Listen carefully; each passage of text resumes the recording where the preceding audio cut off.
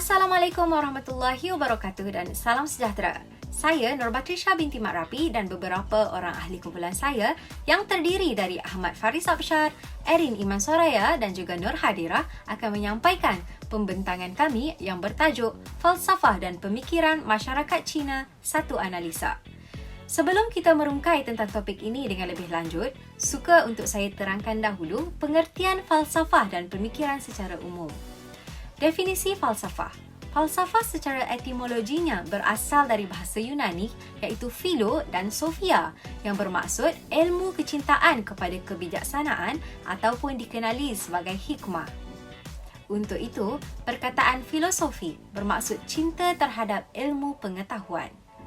Falsafah juga dapat diinterpretasikan sebagai cinta terhadap kearifan ataupun love of wisdom and truth. Seterusnya, pengertian umum falsafah adalah usaha ke arah mencintai, mencari, mengkaji dan juga menanggapi sesuatu perkara dengan menggunakan akal fikiran dan juga kebijaksanaan. Hal ini untuk mencari kebenaran tentang sesuatu perkara. Bagi pemikiran pula, ia didefinisikan sebagai suatu aktiviti akliah dan rohaniah yang berlaku kepada seseorang akibat adanya kecenderungan mengetahui ataupun pernah mengalami situasi tersebut. Sebagai contoh, seseorang itu ingin tahu dengan lebih lanjut bagaimanakah kejadian manusia itu sendiri. Jadi, dia akan membuat rujukan ataupun mencari info lanjut mengenai perkara tersebut.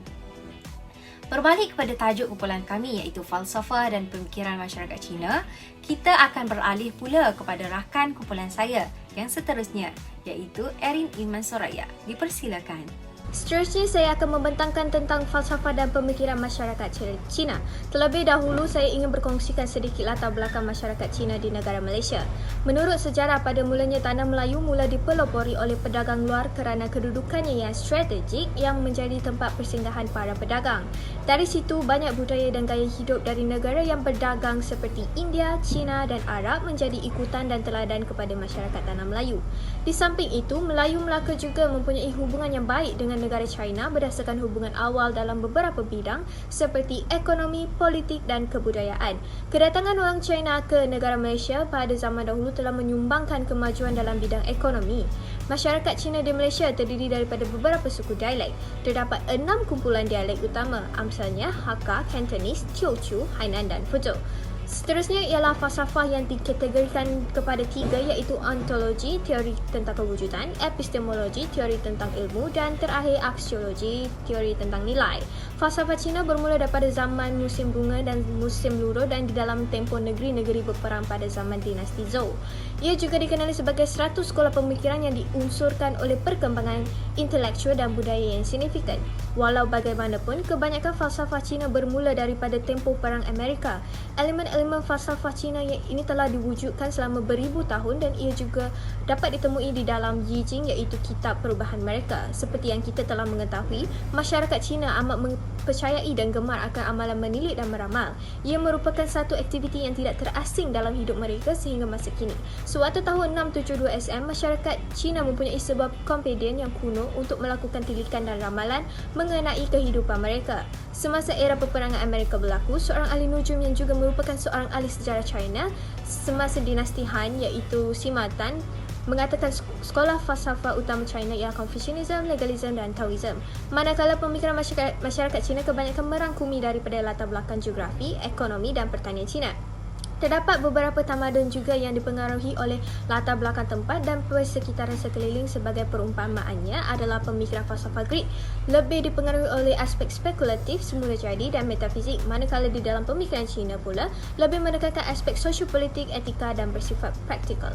Bagi ahli falsafah Cina, mereka banyak menekankan tentang persoalan bagi penyesuaian manusia terhadap alam semula jadi dan mereka juga memberikan tumpuan terhadap hal ehwal manusia. Masyarakat Cina juga mempercayai bahawa manusia ini merupakan kayu pengukur yang tidak mempunyai nilai kemanusiaan maupun falsafah yang hilang pengertian asasnya dan tidak dapat menjustifikasikan kewujudannya. Seperti yang dibentangkan sebentar tadi, terdapat 3 sekolah falsafah utama di China iaitu Confucianism, Legalism dan Taoism. Confucianism merupakan sebuah asas sistem pemikiran yang didirikan oleh seorang ahli fikir termasyhur di China iaitu Kongzi yang dilahirkan pada tahun 551 SM. Ajaran ini dinamakan berdasarkan daripada bahasa Latin yang diberikan kepadanya iaitu Confucius. Beliau terkenal dengan pengetahuan dan penyebaran ajaran baru sewaktu berumur 32 tahun. Confucianism merupakan sebuah pengajaran falsafah yang mementingkan peningkatan moral dan menjaga etika manusia. Ia bukan merupakan suatu agama. Di dalam ajaran ini mengajarkan tentang kepentingan akhlak yang mulia dalam menjaga hubungan di antara sesama manusia di bumi dan juga manusia di langit. Seterusnya, penganut kepada pengajaran ini harus selalu mengingati akan nenek moyang mereka seakan-akan roh mereka masih ada di dunia ini. Terakhir sekali ialah mengajar bagaimana manusia harus diperilaku. Kongzi tidak akan memaksa untuk orang Cina menyembah keramat, akan tetapi beliau hanya mementingkan setiap manusia harus menjadi baik. Akan tetapi, selepas Kongzi meninggal dunia, anak muridnya Mengzi telah melanjutkan dan perkembangkan lagi di seluruh China sehingga semua penganut sembah ke atas Confucius dan telah menganggap ajaran ini sebagai satu agama. Legalism pula atau dalam bahasa Cinanya dipanggil sebagai sekolah undang-undang merupakan sebuah arus falsafah utama sewaktu zaman negeri-negeri berperang. Pemikiran awal di sebalik legalism pada asalnya dibentangkan oleh Yang Sheng dalam buku Tuan Sheng dan dikembangkan oleh Li Xi sebagai falsafah pembaharuan berorientasikan realism yang bertujuan untuk mengukuhkan kerajaan dan penguatkuasaan undang-undang. Legalism berkembang sepenuhnya semasa zaman syarikat berperang, satu persimpangan kritikal dalam sejarah Cina purba. Legalism adalah falsafah politik utilitarian yang tidak menangani isu yang lebih tinggi daripada sifat dan makna kehidupan. Penyokong dan kolaborator sekolah yang paling terkenal Han Feizhu percaya bahawa kerajaan harus menggunakan 3 alat untuk mentadbir rakyatnya iaitu Fa atau undang-undang, Shu dan taktik khas dan Shi atau kedudukan pemerintah. Manakala Taoism pula boleh dirujuk sebagai falsafah dan juga agama. Dari segi etimologi, perkataan Taoism berasal daripada akar kata Tao yang diterjemah dari perkataan Cina Dao yang secara literal bermaksud jalan atau cara. Pengertian tafsiran perkataan Dao sebenarnya sangat luas, terutama dalam bidang falsafah Cina yang sentiasa mempengaruhi kehidupan dan budaya orang Cina. Taoism pada dasarnya adalah aliran pemikiran dalam falsafah Cina. Taoism menekankan pemahaman Tao atau undang-undang alam semesta agar dapat hidup selaras dengan unsur alam dunia ini. Laozi tidak mengajar cara untuk mencapai kehidupan kekal, sebaliknya keinginan untuk hidup kekal adalah sesuatu yang dicari oleh Maharaja China, terutama Shi Huati. Dalam mencari cara untuk memanjangkan hayat, mazhab Tao mengembangkan beberapa seni mempertahankan diri yang kini sangat popular, terutama di kalangan orang Cina yang ingin meningkatkan kesihatan mereka. Seni mempertahankan diri seperti Tai Chi dan pelbagai Qigong kini semakin popular di kalangan orang barat juga. Mungkin disebabkan minat dalam hal ehwal China apabila China muncul semula di arena dunia. Pengamal Tai Chi, Qigong dan seni mempertahankan diri yang lain tidak dianggap sebagai agamawan. Malah, tafiah-tafiah Taoism pada zaman dahulu lebih merupakan persatuan seni mempertahankan diri daripada pertubuhan agama. Seperti kita sendiri mempunyai mazhab-mazhab tertentu, begitu juga bagi masyarakat Cina. Antara mazhab mereka ialah Zheng Yi dan Quan Zhen. Itu saja daripada saya. Terima kasih. Saya Hadira. Untuk bahagian saya akan bercakap tentang perayaan dan juga upacara keagamaan masyarakat Cina. Jadi yang pertama sekali dalam perayaan masyarakat Cina, mereka menyambut Tahun Baru Cina, iaitu salah satu perayaan terbesar yang disambut di Malaysia. Perayaan Tahun Baru Cina ini disambut selama 15 hari dan mempunyai kaitan dengan perayaan yang seterusnya ini iaitu Pesta Tanglong atau lebih dikenali sebagai Cap Gome yang merupakan sambutan penutup untuk perayaan Tahun Baru Cina. Untuk perayaan yang ketiga iaitu perayaan Kuih Bulan, perayaan ini mempunyai kaitan dengan sejarah masyarakat Cina, iaitu sejarah kemenangan masyarakat Cina mengalahkan Mongol pada zaman dinasti Yuan. Yang seterusnya kita pergi pada Pesta Perahu Naga, iaitu sambutan untuk mengeratkan hubungan antara masyarakat Cina satu sama lain. Yang seterusnya Majlis Perkahwinan. Sama juga macam masyarakat Melayu, kita mempunyai adat. Begitu juga dengan masyarakat Cina, yang mereka percaya jika adat ini tidak mengikut turutan, perkahwinan tersebut dianggap sebagai tidak sah. Jadi kita pergi pula kepada upacara keagamaan. Majoriti masyarakat Cina menganut agama Buddha. Jadi upacara yang pertama ini adalah upacara puja bakti yang disambut dalam hari-hari suci masyarakat Cina. Yang seterusnya adalah upacara kematian. Dalam masyarakat Cina, mereka percaya bahawa mereka yang telah meninggal dunia ataupun yang telah mati tidak akan terputus kaitannya atau hubungannya dengan dunia, dengan kita, orang yang masih hidup. Mereka tak akan terputus hubungannya dengan kita. Jadi itu saja untuk bahagian saya. Saya serahkan kepada pembentang yang seterusnya. Assalamualaikum, nama saya Faris Absyar dan saya akan membentangkan bahagian cabaran dan juga analisa bagi falsafah dan pemikiran masyarakat Cina. Baiklah, cabaran yang pertama. Pada zaman dahulu, Confucianism, mereka tidak menerima wanita di dalam masyarakat mereka kerana mereka lebih memihak kepada kaum lelaki. Sebab waktu tersebut, mereka percaya bahawa anak lelaki sahaja yang boleh mewarisi harta mereka. Dan jika pasangan suami dan isteri tersebut melahirkan seorang anak perempuan, maka bayi itu akan dibunuh atau dibuang. Okey, isu tersebut telah menghasilkan satu persepsi yang buruk terhadap falsafah ini. Lebih-lebih lagi pada zaman sekarang, kerana seperti mana yang kita dapat lihat, kita hidup di dalam zaman yang moden, zaman yang open-minded, di mana kita telah menerima wanita seadanya. Kita tidak diskriminasi mana-mana wanita di dalam dunia ini. Jadi bila falsafah ini wujud ataupun ilmu-ilmu cerita-cerita mengenai falsafah ini datang kembali pada zaman ini, ramai orang marah terhadap falsafah ini kerana melakukan perkara yang buruk kepada wanita sehingga membunuh mereka. Jadi ahli-ahli pejuang feminisme ni, mereka telah lamalah menyuarakan kemarahan mereka kepada falsafah ini dan mereka inginkan perubahan yang signifikan dan juga selaras dengan kemajuan dunia moden demi kelangsungan hidup semua orang. Okey, baiklah. Selain itu, cabaran yang kedua mengenai falsafah Daoism pula. Okey. Falsafah ini sangat susah untuk dipercayai oleh orang barat kerana orang barat mereka tidak boleh memahami bagaimana untuk mempercayai falsafah ini. Orang barat mereka banyak percaya perkara-perkara yang mereka lihat sahaja. Jadi seperti mana yang kita tahu, Daoism ni ia mengajar the flow of life.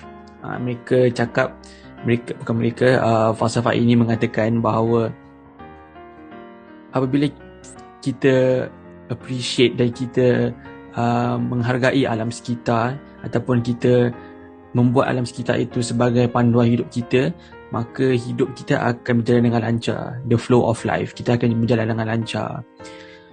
Jadi agak susah untuk orang barat ini percaya kerana mereka tidak dapat lihat, mereka tidak dapat membayangkan apa yang mereka kena percaya dan apa yang mereka kena ikut. Jadi ia menjadi lebih sukar kepada orang barat untuk memahami falsafah Daoism ini. Okey, akhirnya untuk falsafah ini ia seperti satu agama dan ramai sahaja pengikut mereka yang melakukan perkara-perkara yang tidak elok seperti berjudi, rasuah, merompak. Lebih-lebih lagi apabila falsafah itu dikaitkan dengan menteri ataupun ketua. Bila mereka melihat ketua yang dikatakan mengamal ataupun mengikut falsafah Cina ini dan mereka melakukan rasuah dan macam-macam benda lagi yang tidak elok, ia akan membuatkan orang ramai pandang buruk terhadap falsafah itu. Jadi itu merupakan satu cabaran yang agak sukar kerana kita tidak boleh mengubah diri seseorang tersebut. Namun kita sebagai ataupun orang-orang yang mengikut falsafah tersebut patut menunjukkan amalan-amalan ataupun perkara-perkara yang baik sahaja kepada orang ramai. Kerana nanti mereka akan compare, oh falsafah ini buat macam ni, falsafah ni buat macam tu. Padahal falsafah ini ada satu fundamental yang bagus, namun disebabkan perkara-perkara yang tak diingini, orang dah mula pandang buruk terhadap falsafah tersebut. Okey, baiklah. Kita teruskan dengan analisa pula.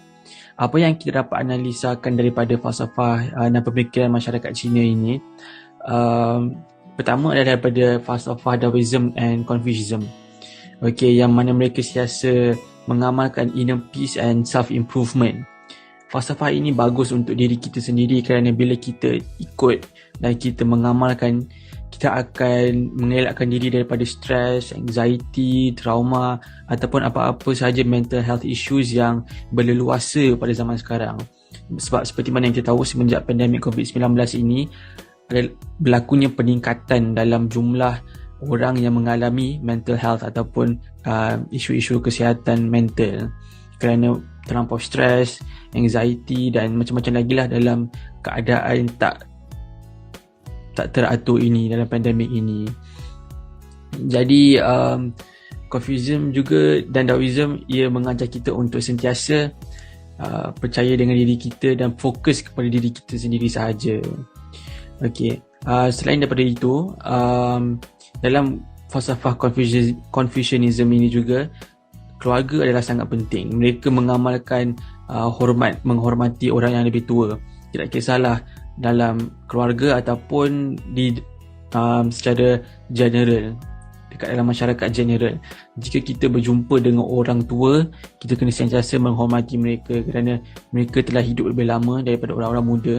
Jadi mereka banyak mempelajari lah dan kita kena belajar daripada mereka. Seterusnya daripada segi falsafah Taoism. Mereka percaya, seperti mana saya kata tadi, bahawa alam sekitar ini adalah the way of life dan mereka mengikut itu sebagai panduan hidup mereka. Pada awalnya, pengikut Taoism ni menemui bahawa Tao boleh dijumpai di persekitaran kita, iaitu alam sekitar. Mereka mengkaji kitaran dan corak alam sekitar dan akhirnya mereka memahami ciri-ciri dan fungsinya. Mereka dapat mencapai satu kesimpulan yang mengandungi 3 aspek, iaitu kehidupan ini merupakan satu organisma yang menyeluruh, ia satu organisma yang holistik. Selain itu, satu perkara yang berterusan dalam kehidupan adalah perubahan dan alam sekitar dalam stabil. Maksudnya, semua benda akan berubah, tetapi yang satu perkara sahaja yang tetap adalah alam sekitar. Dan juga kehidupan ini amat merumitkan dengan cabaran daripada pelbagai sudut seperti pekerjaan, keluarga dan juga daripada segi kewangan. Jadi Taoism ini mengajar kita untuk sentiasa bertenang dan juga bersabar dengan segala dugaan kerana kesabaran itu akan dibalas dengan kebaikan. Akhirnya daripada segi aspek kosmologi pula, masyarakat Cina mereka percaya dengan elemen yin dan yang. Dan yin dan yang membawa maksud bahawa keseimbangan dan berpasangan. Jadi apabila ada kejahatan, sudah pasti ada kebaikan juga. Panas dan sejuk, wanita dan lelaki, everything is balance. Jadi dengan wujudnya pemikiran elemen yin dan yang ni, banyak-banyak perkara seperti politik, kepercayaan dan perubatan telah dipengaruhi dengannya. Masyarakat zaman kini boleh mengaplikasikan elemen yin dan yang ini dalam kehidupan mereka juga. Seperti mana yang kita dapat lihat, ramai daripada kita yang mengalami masalah kesihatan mental dan juga isu-isu di tempat pekerjaan dan sebagainya lah. Jadi elemen yin dan yang ini sentiasa mengingatkan kita bahawa di saat-saat keburukan ataupun kesusahan, akhirnya akan dibalas juga dengan saat-saat kebahagiaan dan juga keuntungan. Itu sahajalah daripada saya. Terima kasih kerana mendengar dan Assalamualaikum. Sebagai kesimpulan, sudah terang lagi bersuluk bahawa falsafah adalah satu ilmu yang penting untuk dipelajari bagi setiap pelajar ataupun individu. Mendalami bidang ilmu dapat meluaskan pemahaman dan pemikiran kita dalam pelbagai hal. Sebagaimana yang kami terangkan sebentar tadi, terdapat pelbagai ilmu baharu tentang falsafah dan pemikiran masyarakat Cina yang dapat diperolehi.